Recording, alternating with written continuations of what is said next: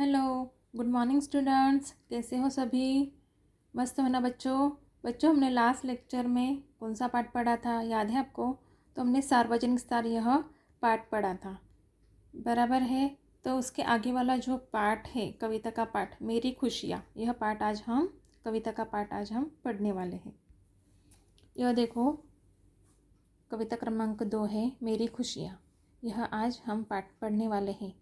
के कवि कौन है? सिद्धांत दीपक। किसने लिखी है ये कविता? सिद्धांत दीपक, इन्होंने यह कविता लिखी है, बराबर है। मेरी खुशियाँ, खुशियाँ ने आनंद, हमें किस बात से आनंद मिलता है, खुशियाँ मिलती है, वो सबको अलग अलग, यानी मार्ग उसके अलग है। किसी को खेलते हुए खुशियाँ मिलती है, बराबर है। किसी को खिलौने मिलते हैं तभी खुशियाँ होती है, बराबर है। लेकिन यह पाठ में जो बच्चे हैं उसको किस बात से खुशियाँ मिलती है, यह प्रस्तुत कविता के पाठ में कवि ने हमें समझाया है। पहले हम कविता का वाचन करते हैं। माता पिता में बसती खुशियाँ, जो मेरे जीवन का आधार, जिसने यह संसार दिखाया, नमन है उसको बारंबार। पहली सीख माँ से पाई, पिता से पाया पहला प्यार, माता पिता दोनों ने मिलकर जीवन में भरे रंग हजार। माँ ने मुझको प्राण पिलाकर अपने तन को सुखाया है, अपनी नींद खोकर उसने मेरी सारी खुशियों को लुटाया है। बचपन में मुझको अपने हाथों से खाना खिलाया है, पिता ने निर्जर जल बनकर मेरे जीवन को हर्षाया है। जिसके सिर पर बड़ों का साया बना रहा जीवन में, जीते वही है सुखमय जीवन, खुशहाली होती उसके मन में। अभी देखो बच्चों, हम अपने माता पिता से कितना प्यार करते हैं, क्योंकि अपनी हर ज़रूरत, अपनी हर कार्य में मदद कौन करते हैं, हमें खुश कौन रखता है, तो हमारे माता पिता है। तो यह प्रस्तुत कविता के पाठ में बच्चों ने अपने माता पिता के प्रति जो आदर है वो व्यक्त करने के लिए यह कविता के माध्यम से कुछ पंक्तियाँ लिखी है। उसमें से हम यह पंक्तियों के माध्यम से ही उनके माँ बाप ने उनके प्रति कैसे आदर भाव व्यक्त किया है, कौन से कार्य किए हैं, उनको कैसे खुशियाँ दी है, यह देखने वाले हैं। माता पिता में बसती खुशियाँ, जो मेरे जीवन का आधार, जिसने यह संसार दिखाया, नमन है उसको बारंबार। अभी हमारे माता पिता के माध्यम से ही हम यह पृथ्वी तल पर आए हैं, बराबर है। हमें यह संसार किसने दिखाया है? हमारे माता पिता ने ही दिखाया। अगर वो नहीं होते तो हमारा जन्म होता तो नहीं। इसलिए ये प्रस्तुत जो बच्चे हैं, तो उन्होंने कैसे कहा है, माता पिता में ही मेरी खुशियाँ बसती है, और मेरे जीवन का आधार भी कौन है? मेरे माता पिता ही यही है, जिसने यह संसार मुझे दिखाया है। उस माता पिता को मैं हर बार बार क्या करूँ? नमन करूँ, ऐसे यह बच्चे कह रहे हैं, बराबर है ना।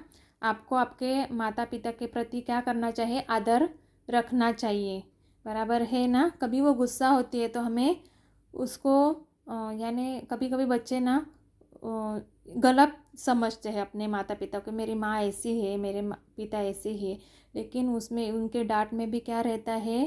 प्यार रहता है। वो समझना चाहिए बच्चों को। पहली सीख माँ से पाई, पिता से पाया पहला प्यार, माता पिता दोनों ने मिलकर जीवन में भरे रंग हजार। अभी देखो बच्चों, पहली सीख हम जब स्कूल में जाते हैं, उसके पहले हम जब 3 साल के होते हैं तब तक हम कहाँ सीखते हैं? हमारी माता ही हमारे पहले गुरु रहते हैं, हमारे पहले शिक्षक हमारे माता पिता ही रहते हैं स्कूल जाने से पहले। तो पहली सीख किससे मिलती है? हमें माँ से ही मिलती है। पिता से पाया पहला प्यार, हमें प्यार, आदर और ये जीवन कैसे बिताना है उसका ज्ञान हमें कौन देता है? तो यह माता पिता ही देते हैं। हमें पहला प्यार किससे मिलता है? अपने पापा से ही, पिता से ही मिलता है। माता पिता दोनों ने मिलकर जीवन में भरे रंग हजार। अभी हमारे माता पिता वही दोनों हमारे लिए कार्य करके यानी धन इकट्ठा करते हैं, हमारी जो ज़रूरत रहती है वो सभी हमारी ज़रूरतें कौन पूरी करते हैं, तो हमारे माता पिता करते हैं। और ये हमारे जीवन का कौन है, एक आधार है। हमारी खुशियों का आधार कौन है, हमारे माता पिता है। इसलिए ये दोनों ने मिलकर हमारे जीवन में जो रंग आए हैं, अच्छे रंग है हमारा, यानी जो कभी हम लोग ना चित्र देखते हैं वो बिना कलर वाला देखते हैं तो देखने में अच्छा नहीं लगता है, लेकिन उसमें जब हम रंग फिल करते हैं यानी कलर फिल करते हैं तो वो तस्वीर कितनी अच्छी लगती है, वो ड्राइंग कितना अच्छा लगता है। वैसे ही हमारे जीवन में, ये नीरज जीवन में रंग भरने का काम किसने किया है, माता पिता ने। अच्छे हो बुरे हो, यह सुख हो दुख हो, यह रंग भरने का काम किसने किया है, हमारे माता पिता ने ही किया है। यानी जीवन में भरे रंग हजार, यानी उनको खुशियाँ देने का काम किसने किया है, उनके माता और पिता ने किया है। माँ ने मुझको प्राण पिलाकर अपने तन को सुखाया है। जब बच्चे छोटे रहते हैं तो माँ उसको गोदी में सुलाती है, खाना खिलाती है, वो अपना ज़्यादा से ज़्यादा समय वो बच्चों को देती है। इसलिए कवि ने कहा है कि माँ ने मुझको प्राण पिलाकर अपने तन को सुखाया है, अपनी नींद खोकर उसने सारी खुशियों को लुटाया है। जब कभी हम लोग बीमार पड़ते हैं तो वही माता रात भर हमारे बिस्तर में बैठी रहती है और हम निश्चिंत सोते हैं। क्यों? वह खुद अपनी नींद खोकर हमें सुलाती है और सारी खुशियाँ हम पर लुटाती है। बराबर है ना? ऐसी ही ये माँ है। जिनको कई कई बच्चे ऐसे रहते हैं कि जिनको माँ नहीं रहती, किसी किसी बच्चे को यानी पिता नहीं रहते, तो वो दोनों की कमी ढूंढते रहते हैं। बराबर है ना बच्चों? तो हम अपने माता पिता को कैसे करना, आदर युक्त भावना से हमें उन दोनों को देखना चाहिए। बचपन में मुझको अपने हाथों से खाना खिलाया है।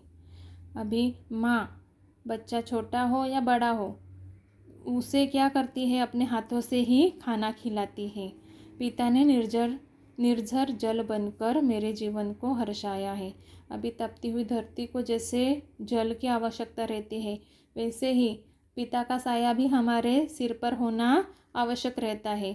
जैसे माँ ममता देती है, वैसे ही सभी कार्य पूर्ण कौन करता है, अपने पिताजी करते हैं। वह काम करते हैं, दिन भर काम करते हैं बाहर, इसलिए हम लोग हंसी खुशी से अपना जीवन बिताते हैं। हमारी हर ज़रूरत का वह ध्यान रखता है और अपनी माता हमारी जो घर गृहस्थी में जितनी मदद हो सके हमारे लिए उतनी मदद वह करती है। बराबर है ना? तो वैसे ही पिता ने निर्जर जल बनकर मेरे जीवन को हर्षाया है। मेरे पिताजी ने मुझ पर ऐसे एहसान किए हैं कि मुझे कभी भी किसी बात की, किसी चीज़ की कमी नहीं की है। ऐसे यह कवि बता रहा है। जिसके सिर पर बड़ों का साया बना रहा जीवन में, जीते वही है सुखमय जीवन, खुशहाली होती उसके मन में। अभी जिनके पास माता पिता है, बड़ों का आशीर्वाद है, तो उनके जीवन में कुछ भी कमी नहीं है।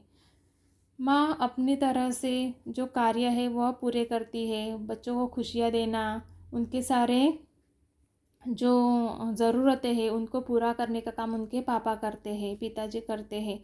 और दोनों रहते हैं तो उनका जीवन कैसे सुखमय हो जाता है। वह खुशहाली भरा जीवन जीते हैं और खुशहाली उनके ही मन में होती है। ऐसे सुखमय जीवन पाने के लिए मेरी खुशियाँ, यह पाठ के माध्यम से कवि ने हमें समझाया कि जिनके घर में आदर हो माता पिता का, बड़ों का सम्मान होता है, वही खुशियाँ रहती है।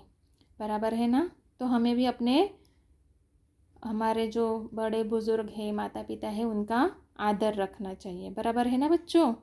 चलो अभी यह कविता का पाठ पूरा हो चुका है, तो अभी हम गृहपाठ देखते हैं। यह देखो बच्चों, मेरी खुशियाँ, यह पाठ का आपको पेज नंबर 56 और पेज नंबर 57 आपको लिखना है। बराबर है?